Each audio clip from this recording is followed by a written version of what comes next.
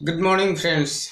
तो कल हम क्लास 7 कक्षा 7 के बच्चों के साथ राजस्थान के सैर करने वाले थे और राजस्थान की यात्रा करने वाले थे।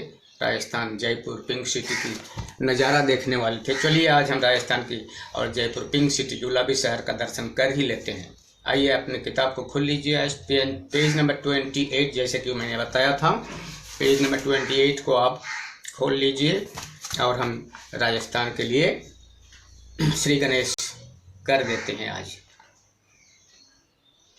बच्चों मैं पढ़ता हूँ, पढ़ के तुम्हें एक्सप्लेन करके मैं बता दूंगा। तुम अपने किताब पे अपनी नज़र गड़ाए रखना और ध्यान देना, ताकि बाद में तुम्हें उसे समझने में कठिनाई न हो। और मुझे उम्मीद है कि मेरी व्याख्यान के बाद आपको इस लेख के बारे में जो भी जानकारी है आपको समझने में इससे बहुत आसान समझने में आसान होगा और सहज होगा। तो कृपया अपनी ध्यान किताब पर रखें और कान मेरी तरफ।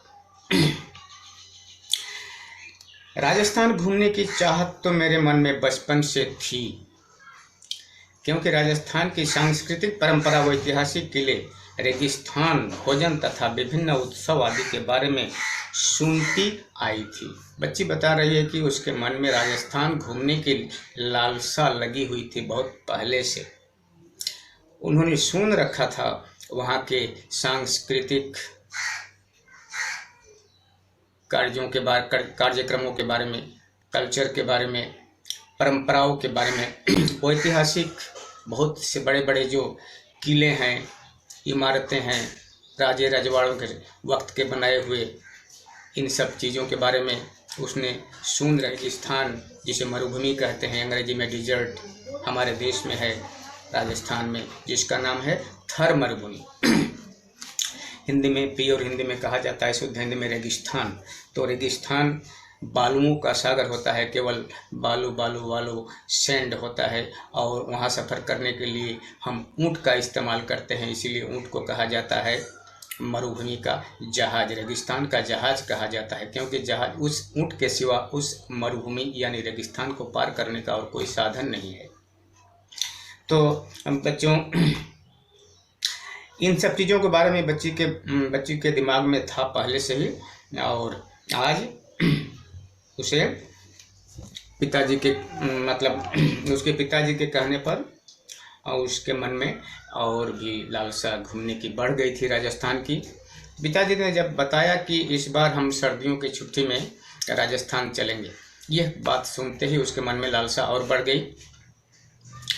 फिर क्या था,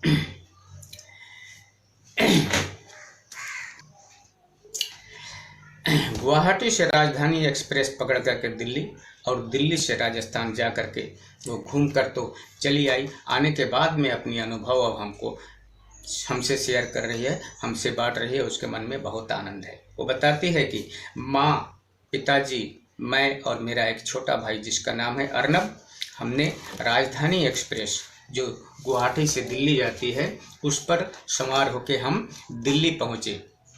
और हमारी पहली मंजिल थी जयपुर।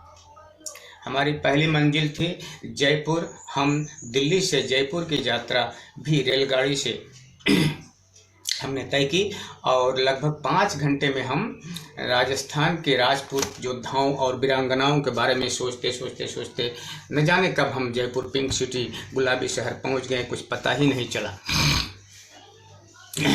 इसके बाद हम बता दें बच्चों आपको कि जब हम लड़की, वो छोटी सी नन्ही सी बच्ची बताती है कि जयपुर तो वो पहुंच गई अपने माता पिता के साथ। वहां जाकर के जो रेलगाड़ी से रेलवे स्टेशन पर उतरी तो शाम हो गया था, रात हो गई थी। तो क्या है कि अब रात को तो कहीं सैर नहीं किया जा सकता है, तो फिर जा कर के किसी होटल में या और कहीं जहाँ पड़ाव डालना था उनको, वहाँ रात जा कर के अपना भोजन करके रात उन्होंने गुजारा, और सवेरे उठ करके उन्होंने अपना यात्रा शुरू करनी है, भ्रमण शुरू करना है।